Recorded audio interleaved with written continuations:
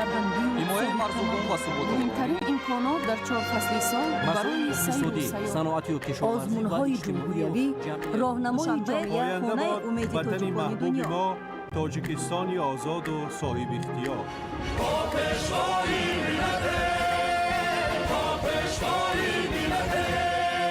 دوست باشید، اتفاق باشید، شکرانه همین دولت کنید، شکرانه همین سرزمین کنید، شکرانه کنید که چنین وطن عزیز و محبوب دارید.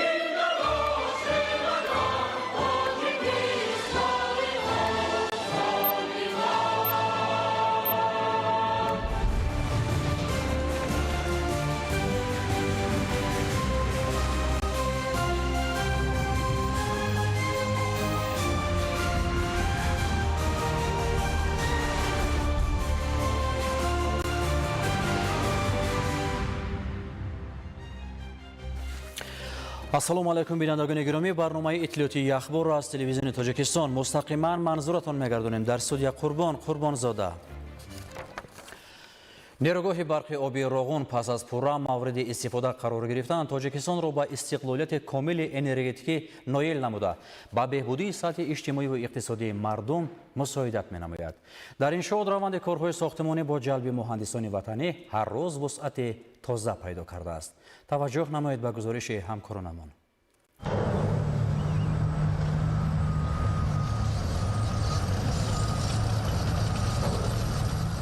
در مدت 18 ساله که ساختمان و بنیاد نیروگاه برق آبی راغون با سرعت جریان دارد، ساختمانچیان و مهندسان نیروگاه به دستاوردهای بی‌سابقه نائل گردیدند. تا به امروز زیاده از 60% کارهای ساختمانی در این میدان کارزار با سطح و صفت بلند به انجام رسیده است.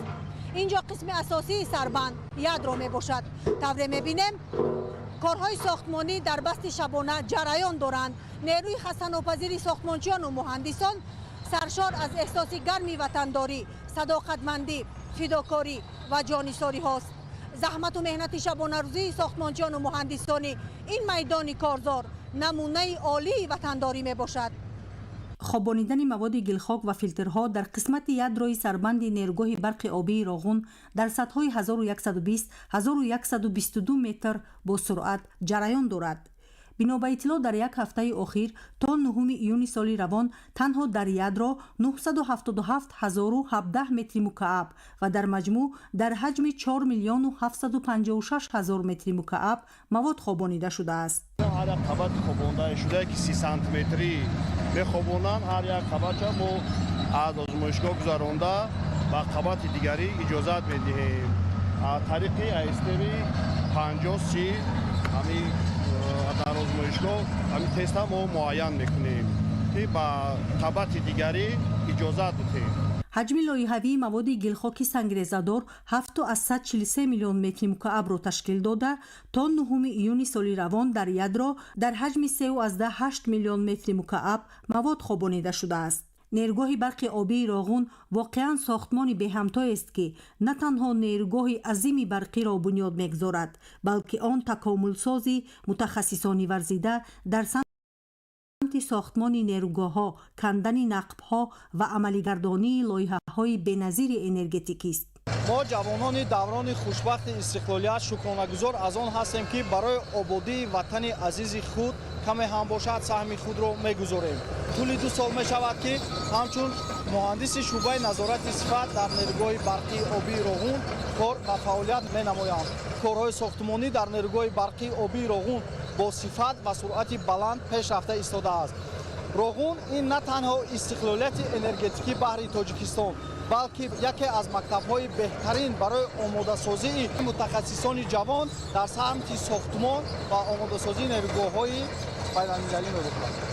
از نیروی تازه و اراده قوی این جوانمردان معین است که آنها رسالت وطندوستانه و بنیادکارانه را برای 100 ساله ها امروز انجام می‌دهند تا در تاجیکستان صاحب استقلال آبادی، پیشرفت، ترقیات و آینده درخشان تامین باشد. آب قبول کنک‌های دائمی یکی از انشاءات مهم ساحل چپ نیروگاه برق آبی راغون به حساب می رود. مقدار آبی که چرخه کاری اگریگات ها را به گردش می درآورد به واسطه این موضع از آب انبار به نقب ها داخل گردیده تنظیم و به پایان روانه می گردند.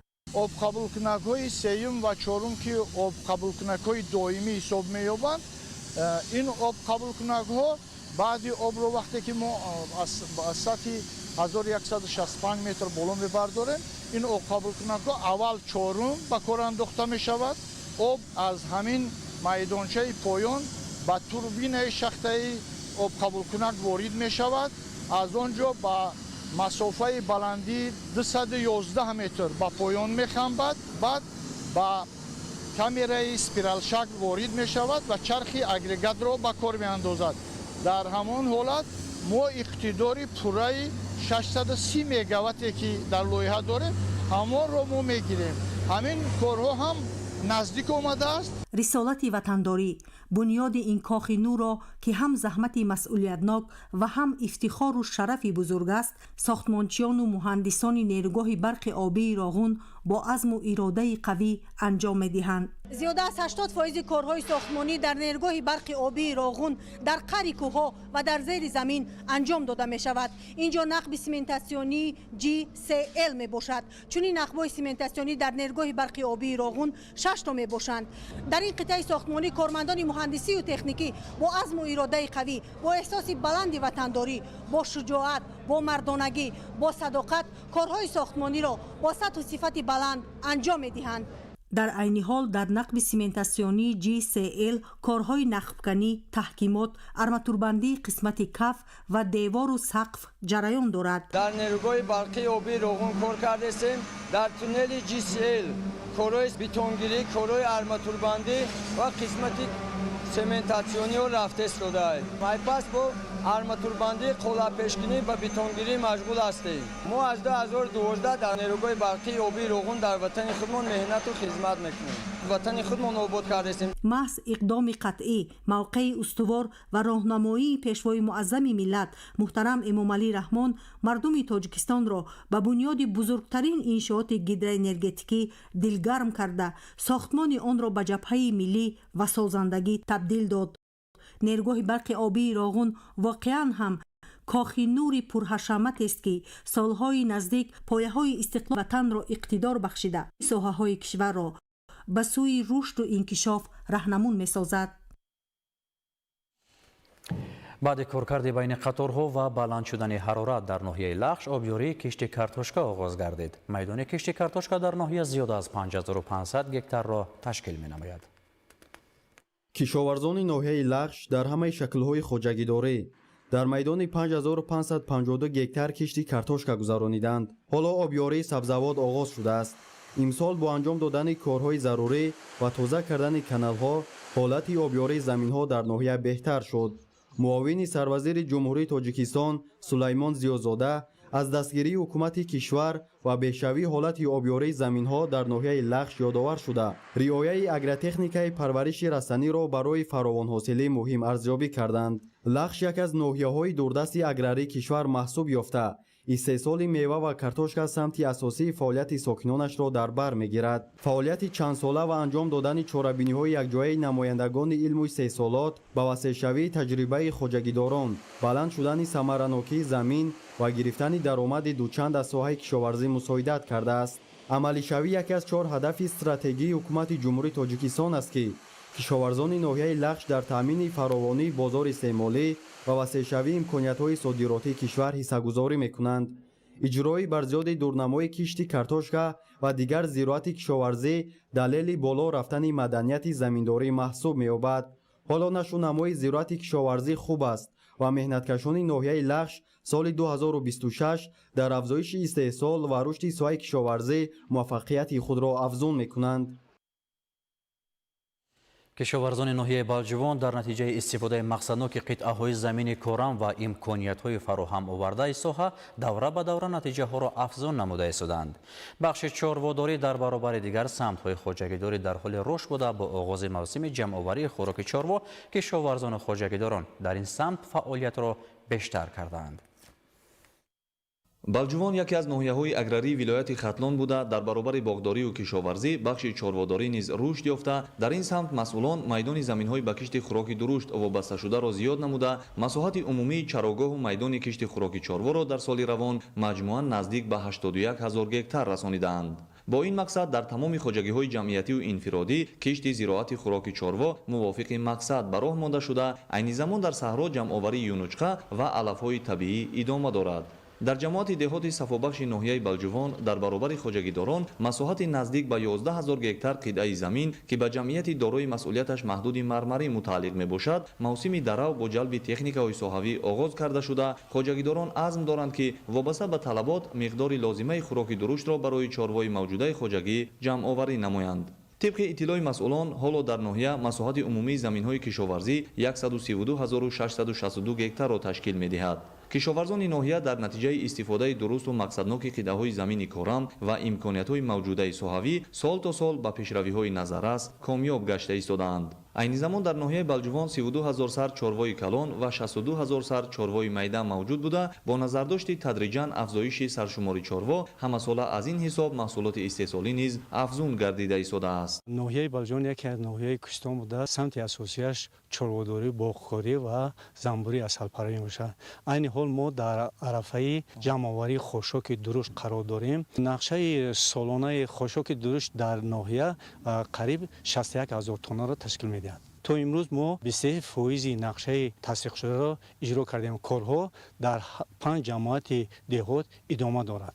وابسته به رشد ساحه چارواداری در ناحیه بلجوان امکانیت‌های ضروری مهیا میباشد. خوجگیداران قطاس پروری را نیز تجربه کرده حالا در ناحیه 4 خوجگی دهقانی و 1 خوجگی کооپراتیو گلدره به پرورش قطاس مشغولند. در زمینه باز هم رشد بخشیدن ساحه کشاورزی و رواج دادن حجم استحصالات همساله در ناحیه سمینارهای آموزشی صحرایی تشکیل کرده می شود. با این مقصد این نوبت چنین سمینار آموزشی در حدود زمینهای کشاورزی جماعت دهات صفابخش با اشتراک نمایندگان مقامات اجرایی حاکمیت دولتی، خوجگیداران و کشاورزان و دیگر متخصصان و مسئولان ساحه برگزار شد. در جریان سمینار آمادگی سطح بلند تکنیک‌های صحوی برای جمع‌آوری خوراک چاروا معرفی شده، دایر به استفاده ثمرناک امکانیت‌های موجوده، جهت کشت و پرورش محصولات گوناگون مطابق به اقلیم و کاربرد اصول‌های معاصر، اینچنین عاید نائل شدن به نتیجه‌های ارزنده و دیگر مسائل‌های مربوط ساحه اندیشه‌رانی گردیده، دستور و توصیه‌های مفید پیشنهاد کرده شد. حالا در ناحیه بلجوان سمت فعالیت مهنتی کشاورزان به آن روانه شده است که نقشه جمع‌آوری خوراک چاروا تا آخر موسم پرره و برزیاد عملی شده، محصولات به قدر ضروری برای دوره زمستان ذخیره کرده شود. عالم ناصرزاده، خورشید نادرخان، ناحیه بلجوان، اخبار. تدبیرها در سمت رشد یافتن ساحه زنبورپروری در ناحیه تاجیک‌آباد نتیجه‌های نظررس به بار آورده است. به حالت امروز در ناحیه 498 نفر زنبورپرور فعالیت نموده، عائله‌های زنبوری اصل نزدیک به 8000 را تشکیل می‌نماید. این نشان دهنده نسبت به همین دوره سال گذشته 492 عائله زیاد است. در ناحیه تاجیک‌آباد ساحه زنبورپروری همچون یک از بخش‌های مهم کشاورزی رشد و توسعه یافته. سال از سال شماره خوجگی‌های زنبورپروری و عائله‌های زنبوری اصل افزایش می‌یابد. طبق معلومات ساحه عین زمان در ناحیه 498 نفر زنبورپرور فعالیت نموده، در اختیار آنها 7979 عائله زنبوری اصل میگابین کرده می‌شود.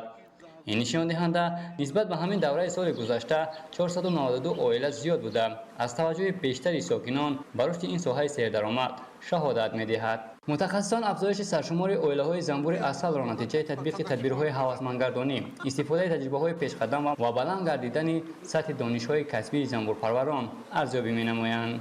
اینا فقط من در کوه میکنم که اونجا علف‌های طبیعی خیلی بسیارتره. ایم حساب من اینجا نمیگیرم، میره برای همین خوراکش میمونه برای بچه‌ها. علفایی که در کوه میشه و میگیرم. در بین زنبورپروران ناحیه سهم خوجگیداران فعال نظررس میباشد. از جمله زنبورپرور تجربه دار سیجاودین صبیروف در اختیار خود زیاده از 100 عائله زنبوری اصل داشته. با فعالیت پرثمر و تجربه بای برای دیگر زنبورپروران نمونه عبرت به حساب می‌رود. زنبوری محلی ما تا 20 کیلو را مثال در سیزن یک عائله زنبور می‌تیم. گفته می‌شود که رشد ساحه زنبورپروری نه تنها به افزایش استحصال اصل خوش‌صفت مساعدت می‌کند، بلکه در بهتر گردیدن سطح زندگی اهالی، تأسیس جای‌های نو کاری و تأمین بازار استعمالی با محصولات وطنی نقش مهم می‌گذارد. مقامات ناحیه و مسئولان ساحه تصمیم دارند در آینده نیز برای رشد من بعده زنبورپروری زیاد نمودن سرشمار عائله‌های زنبوری اصل و بلند برداشتن صفت محصولات تدبیرهای ضروری را عملی نمایند. بختیار مهرالدین، تاجیک‌آباد، اخبار. در شهر دوشنبه بخشیده به 100 سالگی فعالیت مترولوژی در جمهوری تاجیکستان همایش بین المللی علمی نظریوی برگزار شد. شورابینی اهمیت تاریخی و استراتژی داشته به جشن ملی 35مین سالگرد استقلال دولتی بخشیده شده است. گزارش در این خصوص. در کتابخانه ملی تاجیکستان با ابتکار اجنسی تاجیک استاندارد همایش بین المللی علمی نظریوی دایر گردید. در چاره‌بینی مسئولین، نمایندگان حکومت جمهوری تاجیکستان، تشکیلات‌های بین المللی و متخصصان ساحه اشتراک نمودند. ضمن برگزاری چاره‌بینی تاکید گردید که در تاجیکستان به رشد ساحه مترولوژی توجه مخصوص ظاهر گردیده، حکومت مملکت برای تکمیل نظام استانداردیزاسیا، تأمین دقیق و مطابق نمودن ساحه به طلبات بین المللی تدبیرهای ضروری عملی می نماید. رشد ساحه مترولوژی برای پیشرفت اقتصادی ملی، تأمین صفت محصولات و بلند برداشتن اعتماد به نظام دولتی اهمیت مهم دارد. Good morning, my name is Anna Tsipyonka. Очень признательна то, что находится здесь в праздновании столетия метрологии в Таджикистане. Таджикистан уже сделал первые шаги к международной системе измерений, так как Таджикистан уже является членом региональной метрологической организации, так называемой КАМЕТ. В мире существует 6 региональных организаций, которые формируют метрологию, то есть во всем мире. در ادامه ابراز گردید که سالهای اخیر زمینه مادی و تکنیکی ساحه مترولوژی در جمهوری تحکیم یافته، آزمایشگاه‌های، دستگاه‌های مرکزی و ساختارهای منطقوی با تجهیزات معاصر تأمین گردیدند. این تدبیرها امکان می‌دهد که طلبات بخش‌های اقتصادیات کشور در سمت نظارت صفت محصولات و تأمین یگانگی چنک‌ها قانع گردانیده شود. Сайдарипов Лазбек Фуркаджанович, первый заместитель директора Узбекского агентства по техническому регулированию, также являюсь президентом КАМЕТ. В этой конференции основными темами являются важность измерений для науки, промышленности и экономики. Уникальность сегодняшнего мероприятия в том, что она проходит в рамках проведения заседаний комитета КАМЕТ. Нам завтра предстоит еще большая работа. И я очень рад, что именно в Душанбе собралась экспертная группа метрологов, которые будут обсуждать вопросы, касающиеся измерений, испытаний, качества и безопасности. همچنین اشتراکچیان همایش مسائل مهم تأمین یگانه چنگ‌کنی، نقش مترولوژی در رشد اقتصادیات ملی، تجارت بین المللی و ساحه علم و تکنولوژی را مورد بررسی قرار دادند. در این کاخ با شمات نماینده های 12 دولت های خارجی کشور و همچنین وزارت اداره ها و خدمات های مترولوژی جمهوری تاجیکستان شرکت دارند و در این چهاربینی امروز اویدی رشد و دستاوردهای مترولوژی تاجیک در زمان صاحب استقلالی کشور که به واسطه ما همین دستاورد امروزه ما با شرافتی صاحب استقلالی و همچنین دستگیری حکومت جمهوری تاجیکستان و همزمان هدایت‌های پیشوای معظم ملت محترم امام علی رحمان می باشد که امروز ما می توانیم که چهاربینی‌های سطحی بین المللی را آزادانه گذرانیم و این اقدام‌ها باز هم برای بلند برداشتن نفوذ جمهوریمان و همچنین نفوذ ساحه یعنی مقامات تاجیکستان در سطح بین المللی می باشد. در انتهای چهاربینی توجه اساسی به اینتگراسیون سیستم مترولوژی تاجیکستان با ساختارهای جهانی و جاری نمودن استانداردهای معاصر روانه کرده شد. امروز در شهر دوشنبه تحت عنوان روبیه بلخی نخست بانوی صاحب دیوان ادبیات تاجیک و فارس همایش بین المللی علمی و نظریوی برگزار گردید. روبیه بلخی از زمره چهره‌های برجسته ادبیات کلاسیکی تاجیک و فارس بوده. آثار او در تشکل عنعنه‌های شعری و رشد ادبیات فارسی زبانان نقش مؤثر گذاشته است. تفصیلات در گزارش جهانگیر سفرعلی زاده.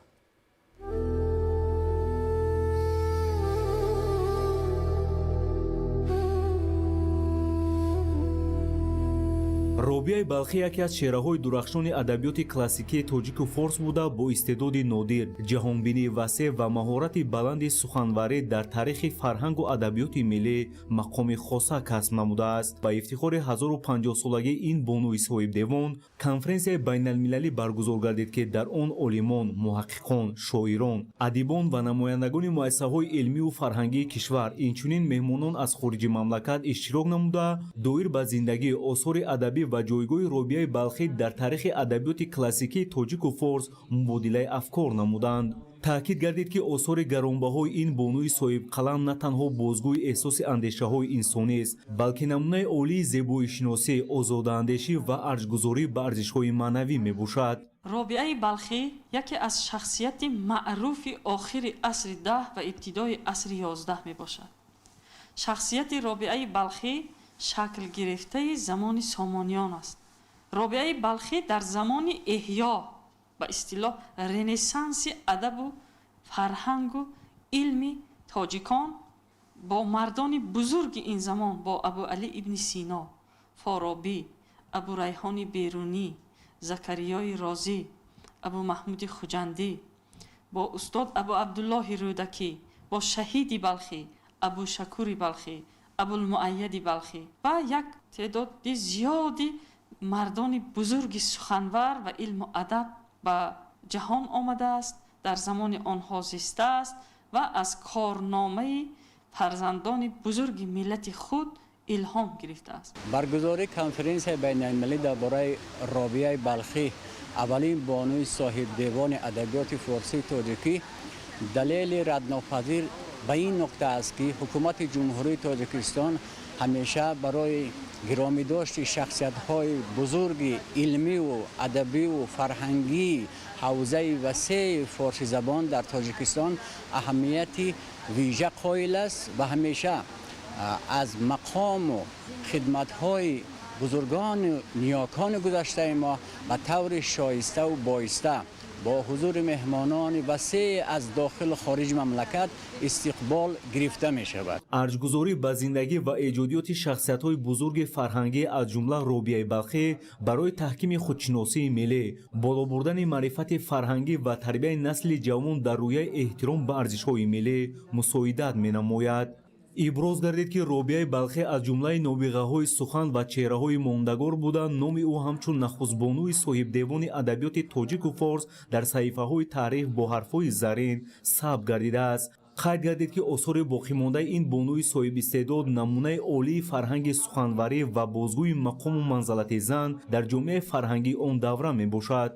дар идомаи конфронс олимону муҳаққиқон аз дохил ва хориҷи кишвар маъруза намуда таъкид доштанд, ки робияи балхӣ аз нахустин ситораҳои тобноки осмони адабиёти тоҷику форс ба шумор рафта, эҷодиёти ӯ дар ташаккули адабиёти классикӣ ва рушди анъанаҳои суханварии форсизабонон нақши муҳим бозидааст.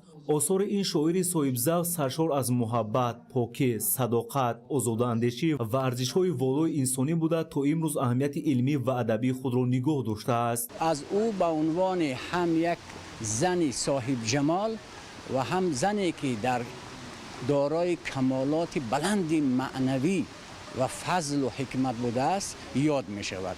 дар тамоми осор ва таскираҳое ки дар бораи ӯ сухан рафтааст, ҳамин гуна ба некӣ аз шахсияти ҳам инсонӣ ва ҳам шахсияти адабии ӯ таҷлил шудааст ва дар ин ҷо суханҳои бисёр нав, таҳқиқот, пажӯҳишҳои муҳаққиқони дохилию хориҷӣ пешниҳод мегардад ва шинохти ҷомеаи мо ва ҷомеаи ҷаҳонӣ нисбат ба ин бонуи суханвари тоҷик бештар хоҳад шуд. ёдовар мешавем, ки соли 2025 дар иҷлосияи 43-юми конфронси генералии ЮНЕСКО 1050-солагии робияи балхӣ ба феҳристи бузургдошти ЮНЕСКО барои солҳои 2026-2027 ворид карда шуд. президенти ҷумҳурии тоҷикистон пешвои миллат муҳтарам эмомалӣ раҳмон дар паём ба маҷлиси олии ҷумҳурии тоҷикистон 16 декабри соли 2025 иброз доштанд, ки аз ҷониби ЮНЕСКО қабул шудани қадномаҳо дар мавриди бузургдошти 1050 50-سالگی روبیه بلخی دلیل جایگاه خاصه میراث و ارزش‌های فرهنگی و معنوی تاجیکان در تمدن عمومی بشری میباشد. 1050 سالگی رابعه بلخی در سطح یونسکو تجلیل می‌گردد و آن میراثی که از رابعه بلخی مانده است دوباره به جریان آموزش قرار می‌گیرد و جوانان و نورسان کشور عزیزمان از این میراث ارزشمند رابعه بلخی و هم اسران او آگاهی پیدا خواهند کرد. تأکید گردید که آموزش عمیق حیات و فعالیت ایجادی رابعه بلخی برای درک بهترین مرحله‌های اول تشکل ادبیات تاجیک و فارس و معین نمودن جایگاه زنان در تاریخ و فرهنگ تمدن منطقه اهمیت خاص دارد. در این زمینه میراث ادبی رابعه بلخی جزء مهم گنجینه فرهنگی محسوب یافته، معرفی بیشتر آن در سطح بین المللی به تحکیم رابطه‌های فرهنگی و گسترش همکاری‌های علمی مساعدت خواهد کرد.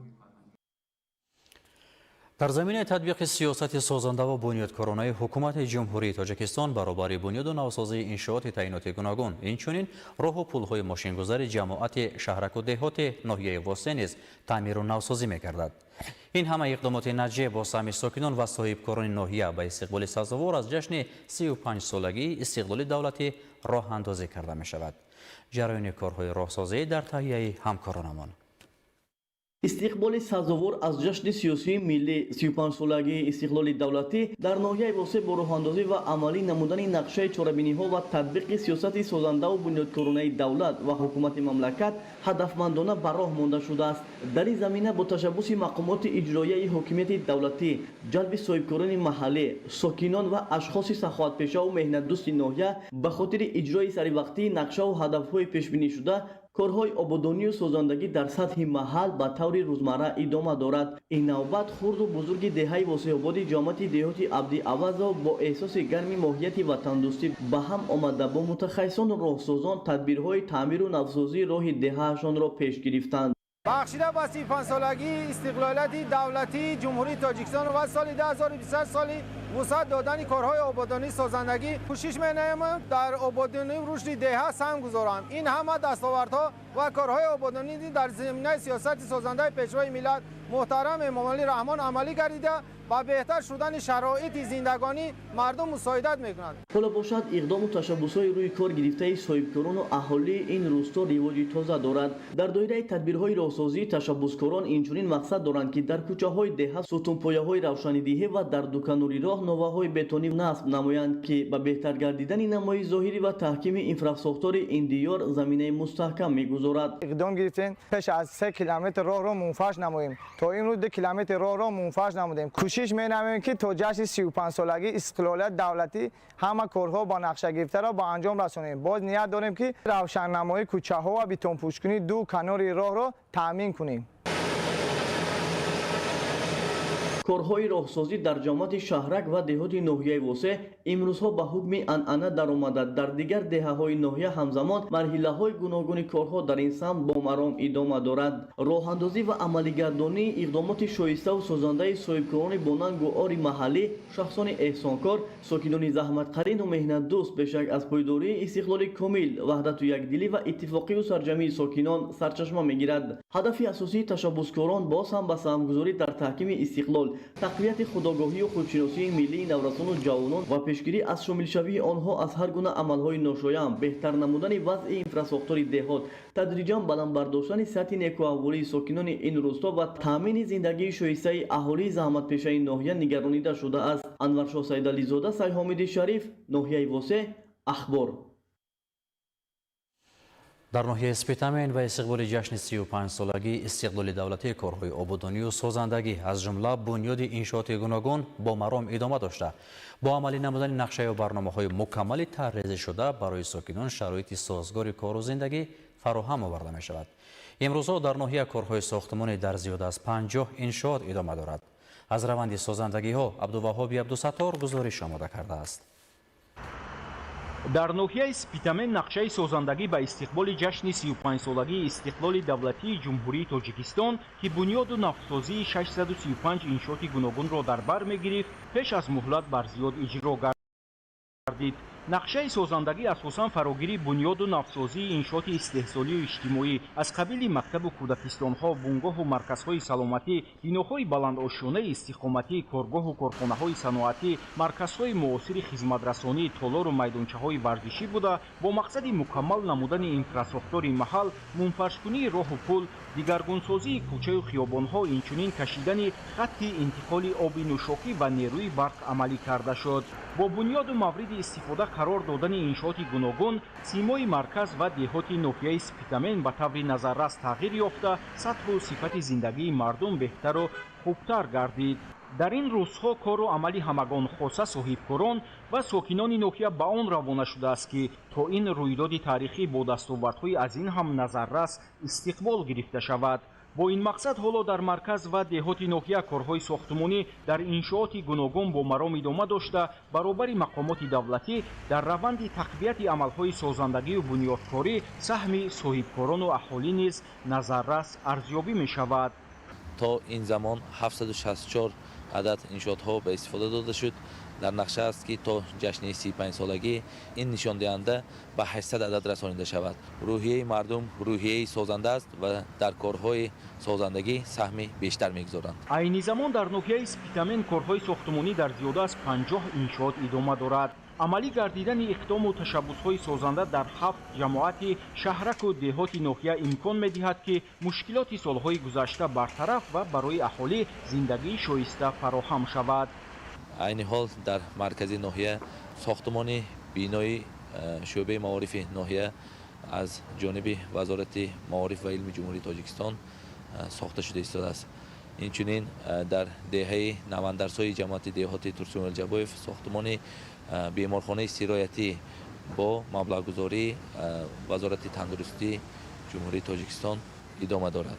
дар деҳаи Файзободи ҷамоати деҳоти Куруш бошад сохтумони муассисаи таҳсилоти миёнаи умумӣ барои 320 хонанда бо маблағгузории идораи сохтумони асосии вилоят сохта шуда истодааст. инчунин тариқи ҳашари дастаҷамъонаи мардум сохтумони кӯдакистонҳо, муассисаҳои таҳсилоти миёнаи умумӣ ва дигар биноҳо, мунфаршкунии кӯчаҳо, кашидани хатҳои барқ ва ҷӯйборкунӣ бо маром идома дорад.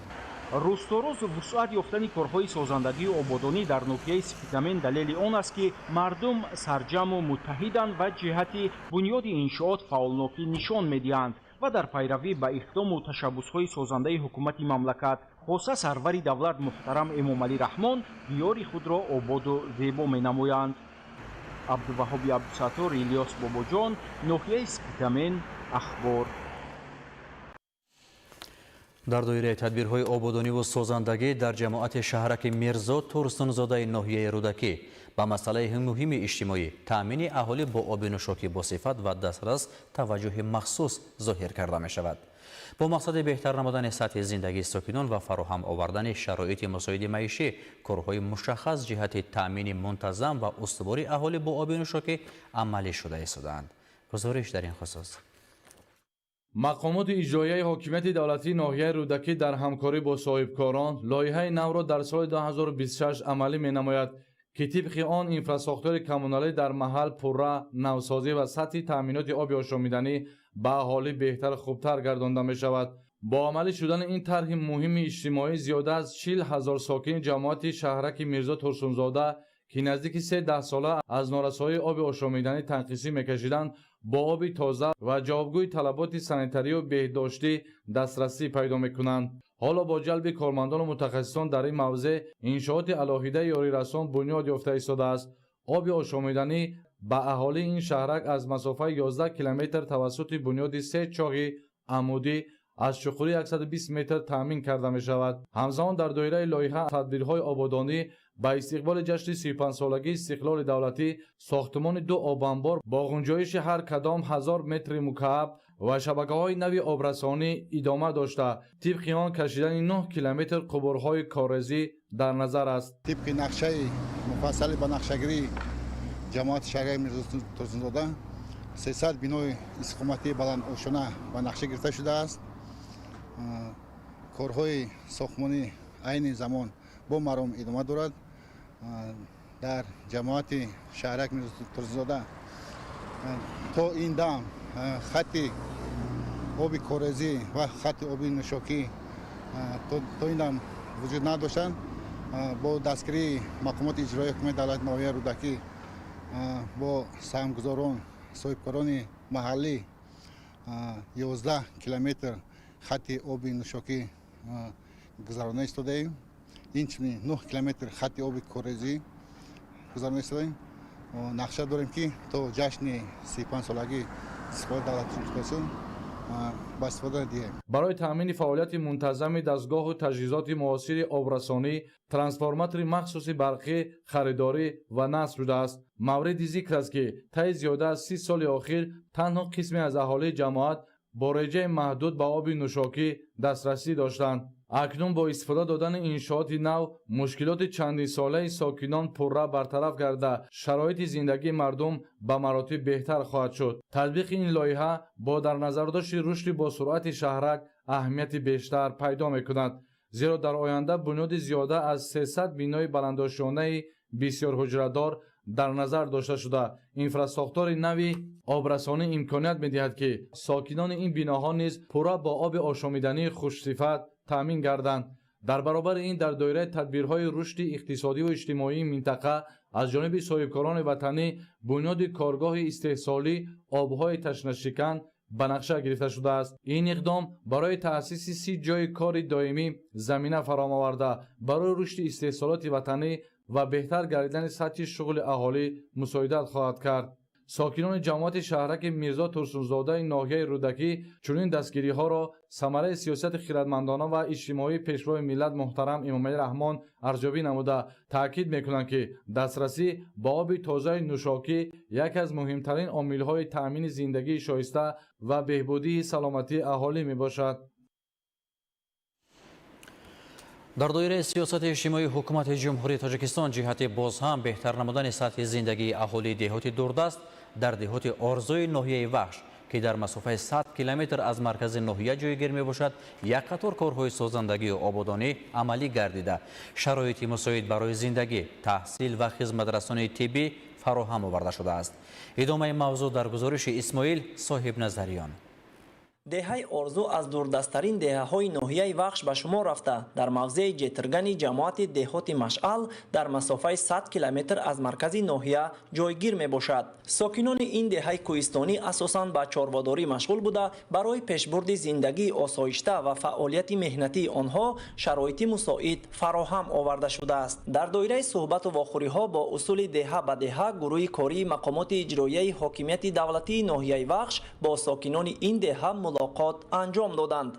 ضمن واخوری مسئله‌های مهم حیات جامعه از جمله تحکیم صلح و ثبات، تامین شرایط ارزنده زندگی، تربیت فرزندان در روحیه و تندرستی و خویشتن‌شناسی، بلند برداشتن سطح دانش‌اندوزی، رعایت قانون‌های عمل کننده، قانون جمهوری تاجیکستان درباره مسئولیت پدر و مادر در تعلیم و تربیت فرزند و قانون جمهوری تاجیکستان درباره تنظیم عنعنه و جشن و مراسم در جمهوری تاجیکستان مورد بررسی قرار گرفتند. طور اطلاع داده شد دهه آرزو تاریخی تقریبا 100 ساله داشته ساکنان آن سالهای زیاد به نیروی برق دسترسی نداشتند. با دستگیری حکومت جمهوری تاجیکستان و در دایره کارهای آبادانی و سازندگی بخشیده به 30 سالگی استقلال دولتی به این دهه دوردست خط انتقال نیروی برق کشانیده شده اهالی پر را با برق تامین گردید. برای فراهم آوردن شرایط مساعد تعلیم و تربیت در دهه مؤسسه تحصیلات میانه عمومی بنیاد کرده شد که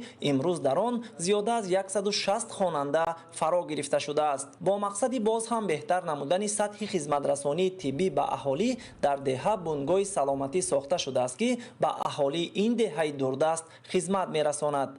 در دایره اقدام نوبتی اجتماعی از جانب مؤسسه کمک اولیه طبی و سانیتری ناحیه وخش کاروان سلامتی تشکیل گردیده ساکنان دهه به طور رایگان از معاینه و تشخیص طبی گذرانیده شدند. این تشبوس از جانب ساکنان خوش پذیرفته شده به تحکیم حفظ سلامتی آنها مساعدت نمود. از شهرهای کشادی مردم معلوم است که مردم با شکرگزاری از تنجوی آرامی صافدلانه مهنت زحمت کشیده از تمام امکانیت‌های موجوده استفاده نموده بهر آبادی بنیادکاری دیار عزیز خود از تمام امکانیت‌ها استفاده نموده ایستادند. ساکنان دهه آرزو با اظهار قناعتمندی از فضای صلح و آرامی و دستگیری‌های پیوسته دولت و حکومت ابراز داشتند که من بعد نیز برای آبادانی محلی زیست، بهتر نمودن شرایط زندگی و تربیت فرزندان در روحیه وطن دوستی و خویشتن‌شناسی سهم ارزنده خود را می‌گذارند. آببازی یکی از شکل‌های معمولی فراغت در فصل گرما محسوب می‌شود. با فرارسیدن روزهای گرم تابستان موسم آببازی در کشور آغاز شده. ساکنان برای استراحت به ساحل‌های دریا، کل‌ها و آبانبارهای کشور می‌روند. اما در برابر فراهم آمدن امکانیت استراحت، مسئله رعایت قاعده‌های بی‌خطری و پیشگیری حادثه‌های ناخوش نیز اهمیت مخصوص کسب می‌کند. درباره وضع موسمی امسال آببازی و تدبیرهای اندیشیده شده، منوچهر محکم‌زاده گزارش می‌دهد. تابستان عادتاً موسم خوب است برای استراحت و برقرار نمودن نیرو. با بلند شدن حرارت هوا طلبات به منطقه‌های آببازی بیشتر می‌گردد. آببازی واسطه مهم تحکیم سلامتی، بهتر نمودن حالت روانی و گذرانیدن استراحت پرمضمون میباشد. از این رو استفاده عاقلانه امکانیت‌های موسم آببازی میتواند به بهبودی سلامتی انسان مساعدت نماید. در برابر افزایش شماره استراحت کنندگان، مسئله تامین بی‌خطری آنها نیز در مرکز توجه مقامات دولتی قرار دارد. زیرا تجربه سالهای گذشته نشان می‌دهد که اکثر حادثه‌های ناخوش در نتیجه بی‌احتیاطی، رعایت نکردن قاعده‌های شناوری در جای‌های منع شده به عمل می‌آیند. همه ساله قبل از آغاز موسم ساحل‌های استراحتی از سنجش گذرانیده شده برای قبول شهروندان آماده کرده می‌شوند. در منطقه‌های معین شده گروه‌های نجات‌دهی، نقطه‌های یاری اولیه طبی و لوحه‌های آگاه کننده نصب گردیدند. مسئولین کمیته حالت‌های فوق‌العاده و مدافع گردشدنی نزد حکومت جمهوری تاجیکستان پیوسته تاکید می‌نمایند که شهروندان هنگام آببازی در آبانبارها، کل‌ها و کانال و دریاها طلبات بی‌خطری را پورا رعایت کنند. شهروندان محترم، در جای من شده آببازی کردن قطعاً منم. شروع از 1 ایون علاقه شهروندان جمهوری تاجیکستان در موضع‌های مقرر گردیده، در موضع‌های ممنوع، در موضع‌هایی که آب‌های تیز جریان دارد، در آن موضع‌ها متاسفانه به شغل آببازی یا که به شناوری مشغول گردند که متاسفانه حالت‌های غرقشوی در این دوره بقای گرفته شد. نوبسته از گذراندن چرابینی‌های پیشگیری کننده جهت پیشگیری از حادثه‌های غرقشوی در این دوره در ولایت ختلان و ولایت سوخ شهر و ناحیه تابع جمهوری حادثه‌های غرقشوی بقای گرفته شدند. موافق تحلیل ها در این دوره از اول سال تا امروز در حدود جمهوری تاجیکستان 56 نفر شهروندان جمهوری تاجیکستان در نتیجه رعایت نکردن قاعده های بی‌خطری هنگام آببازی، در نتیجه بی‌احتیاطی و دیگر حالات ها متاسفانه غرق شدند که به هلاکت رسیدند.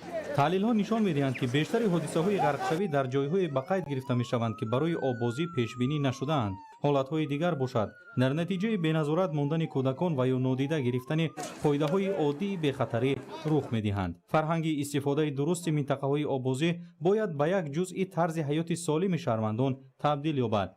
زیرا بی‌خطری و احتیاط در ساحل‌ها نه تنها وظیفه ساختارهای داخلدار بلکه مسئولیت هر یک استراحت کننده می باشد. باید گفت که موسم آببازی در تاجیکستان امسال نیز با آمادگی و تدبیرهای ضروری آغاز گردیده است. رعایت قاعده‌های درست بی‌خطری، نظارت دائمی کودکان و انتخاب جایهای مخصوص برای آببازی می تواند کفیل اساسی استراحت بی‌خطر و خاطرمان باشد. در شهر خوروغ همایش گیرندگان استیپندیای پرزیدنتی تحت عنوان جوانان نیروی سازنده برگزار گردید. در همایش 84 نفر صاحب استیپندیای پرزیدنتی شدند. گزارش در این خصوص. با مقصد دستگیری خوانندگان بالایوقت، баланвар доштани сатҳи донишандӯзӣ ва ҳавасманд намудани ҷавонон ба омӯзиши илм, ҳамасола стипендияи президенти ҷумҳурии Тоҷикистон ба беҳтарин хонандагон ва донишҷӯён тақдим карда мешавад.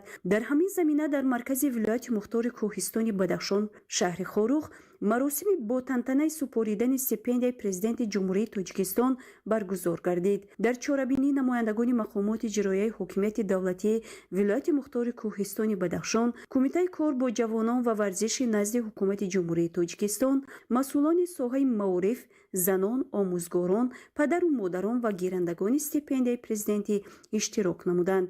зимни ҳамоиш иброз гардид ки ҳукумати ҷумҳурии тоҷикистон таҳти роҳбарии пешвои миллат президенти ҷумҳурии тоҷикистон муҳтарам эмомалӣ раҳмон ба масъалаи таълиму тарбия ва рушди нерӯи зеҳнии ҷавонон таваҷҷӯҳи махсус зоҳир менамояд. ташкили шароити мусоиди таҳсил, бунёди муассисаҳои нави таълимӣ, ҷорӣ намудани технологияҳои муосир ва дастгирии ҷавонони соҳибистеъдод аз ҷумлаи тадбирҳое мебошанд ки барои омода намудани мутахассисони варзида амалӣ карда мешаванд. ман раимбекова назарбегим, гирандаи стипендияи президентии ҷумҳурии тоҷикистон, аз ин дастгирии бузург ва ғамхории давлату ҳукумат самимона миннатдории худро баён менамоям. ин стипендия барои ман на танҳо як кӯмаки моддӣ, балки масъулияти хеле калон мебошад. ваъда медиҳам ки бо баҳои хубу аъло таҳсил намуда ҳамчун як мутахассиси соҳиб маълумот барои ватани азизамон хизмат намоям. дар идомаи чорабинӣ қайд гардид ки маҳз меваи шаҳрбори истиқлолияти давлатӣ аст ки таҳти роҳбарии пешвои муаззами миллат барои ҷавонон тамоми шароитҳои лозимӣ фароҳам оварда шуданд. қисми зиёди аҳолии ҷумҳурии тоҷикистонро ҷавонон ташкил дода, маҳз ба ҳамин хотир ҳукумати ҷумҳурии тоҷикистон ба масъалаи таълиму тарбия ва рушди нерӯи зеҳнии ҷавонон таваҷҷӯҳи махсус зоҳир менамояд. ҳамзамон таъкид гардид ки стипендияи президентӣ на танҳо кӯмаки моддӣ, балки нишонаи эътирофи меҳнат, дониш ва талошҳои ҷавонони фаъол мебошад. дар идомаи ҳамоиш ба 84 нафар гирандагони стипендия шаҳодатнома ва маблағҳои муқаррар гардида супорида шуданд. падару модарон низ чунин иқдомро омили муҳими баландбардоштани шавқу рағбати ҷавонон ба донишандозӣ арзёбӣ намуда изҳор доштанд ки таваҷҷӯҳи давлат ба соҳаи маориф барои тарбияи насли босавод ва ватандӯст заминаи устувор мегузорад. боиси ифтихор аст ки духтарам Ғариб Мамадова Давлатхонем дар соли таҳсил 2025-2026 сазовори стипендияи президентӣ гардид. мо волидайн ба пешвои миллат президенти ҷумҳурии Тоҷикистон муҳтарам Эмомалӣ Раҳмон барои таваҷҷӯҳи доимӣ ба соҳаи маориф ва дастгирии ҷавонон наврасони лаёқатманд изҳори сипоси самимӣ менамоем. қадршиносии ҷавонони лаёқатманд ва фароҳам овардани шароити мусоид барои рушди қобилияти онҳо омили муҳими пешрафти ҷомеа мебошад.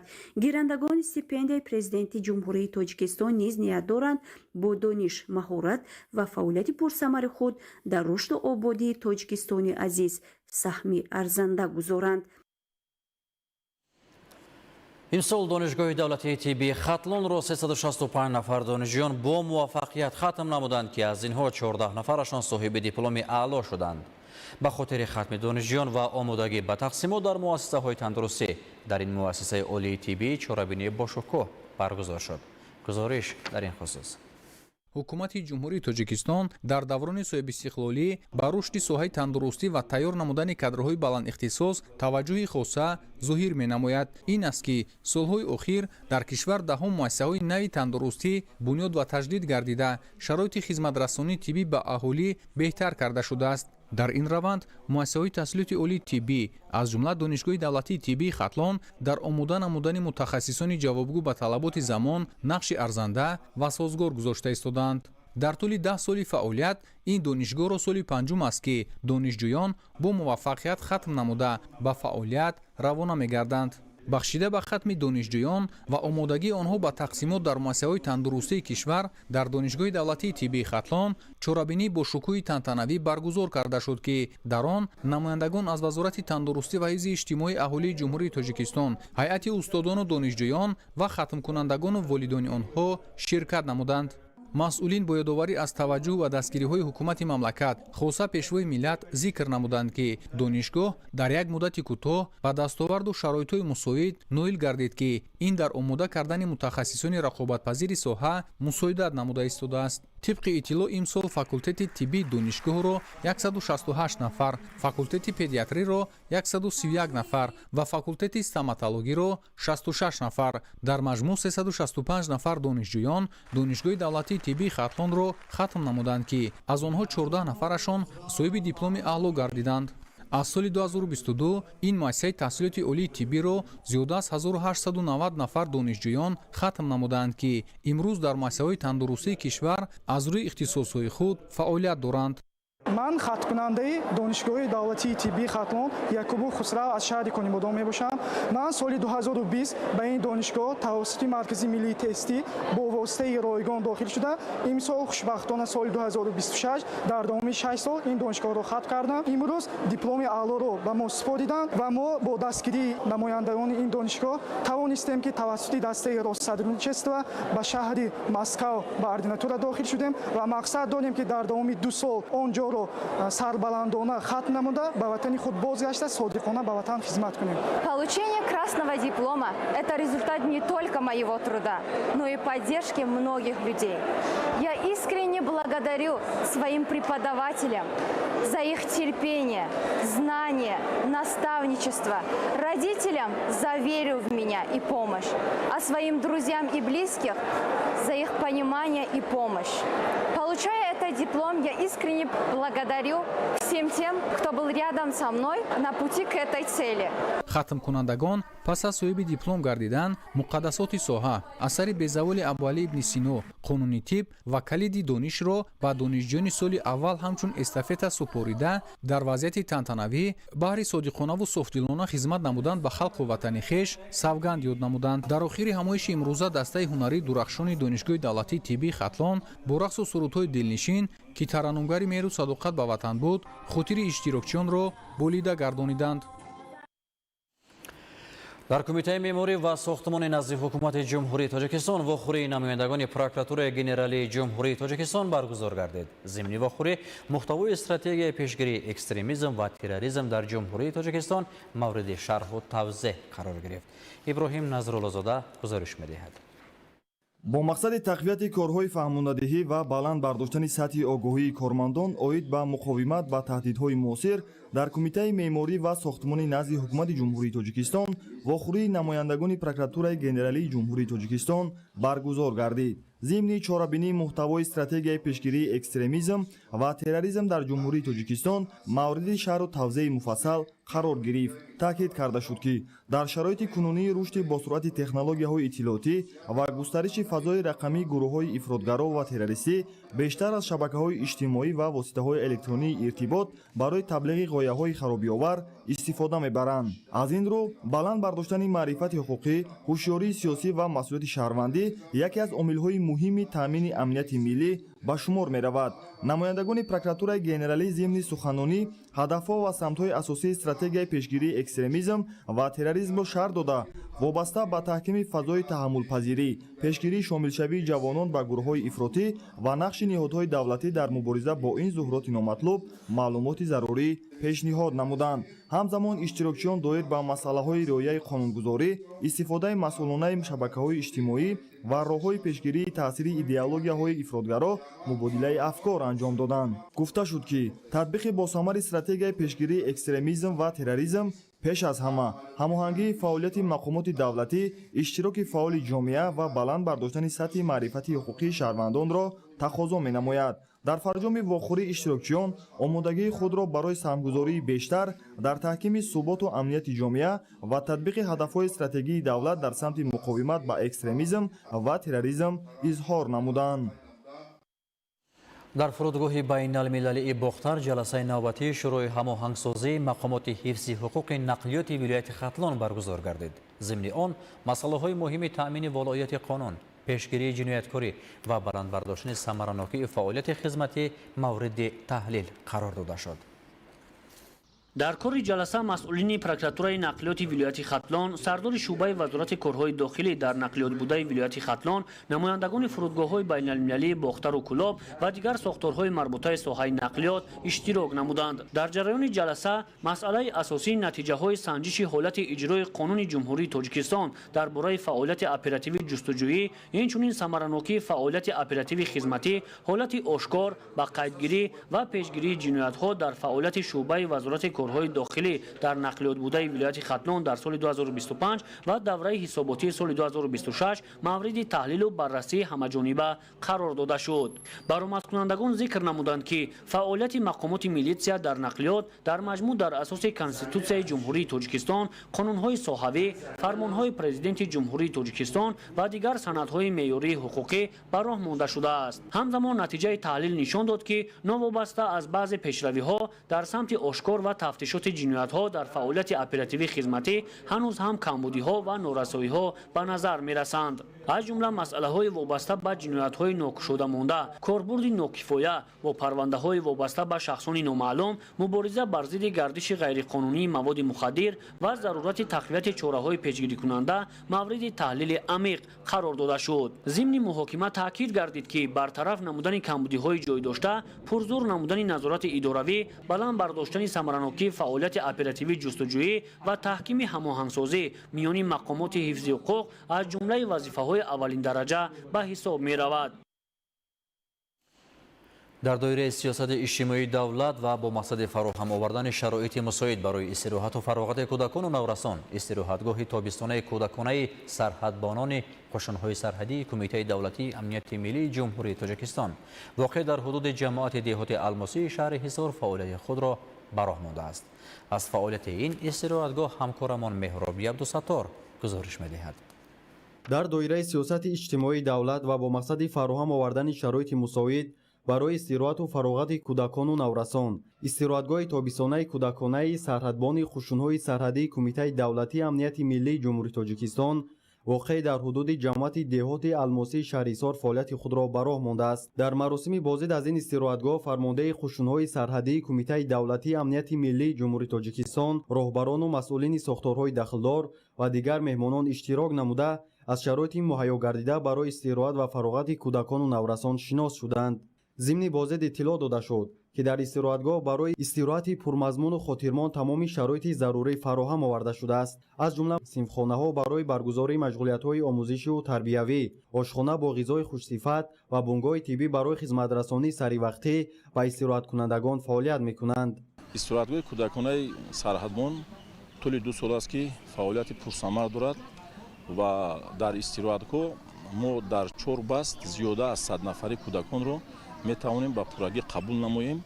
استراحتگاه ما دارای همه شرایط‌های استراحت و فراغت کودکان هست. از آن جمله حوض شناوری داریم، میدانچه بازی فوتبال، والیبال، بازی کودکانه، همزمان آشخانه و 4 خوابگاه با تمام شرایط‌ها مجهز در استراحتگاه فعالیت میکند. عین زمان کودکانی که با این استراحتگاه جلب شدگان از فرزندانی همه خدمتچیان حربی قشن‌های سرحدی و دیگر مقامات‌های حفظ حقوق جمهوری تاجیکستان میباشند. در استراحتگاه باز ما میتوانیم که آنها رو با سیر و سیاحت به جاهای تاریخی شهر حصار، شهر ترسونزاده، شهر دوشنبه و دیگر منطقه‌های ناحیه تابی مرکز که جای تاریخی دارند، ما آنها رو برده از تاریخ نیاگون شناس می‌نماییم. همچنین برای کودکان و نورسان برنامه‌های گوناگون فرهنگی، معرفتی و ورزشی تشکیل گردیده، آنها می‌توانند در آزمون‌ها، مسابقه‌ها و چاره‌بینی‌های تربیوی فعالانه شرکت ورزند. مقصد از راه‌اندازی چنین چاره‌بینی‌ها بلند برداشتن حس وطن‌دوستی، دوستی و رفاقت، احترام به ارزش‌های ملی و ترغیب طرز حیات سالم میان نورسان میباشد. تاکید گردید که توجه به نسل نورس و فراهم ساختن شرایط ارزنده برای رشد جسمانی و معنوی آنها از افضلیت‌های مهم سیاست دولت به شمار می‌رود. با لاگری سرحدبانان آمدم. مادر من کارمندی سرحد است. من در اینجا خیلی چیزهای خوب است.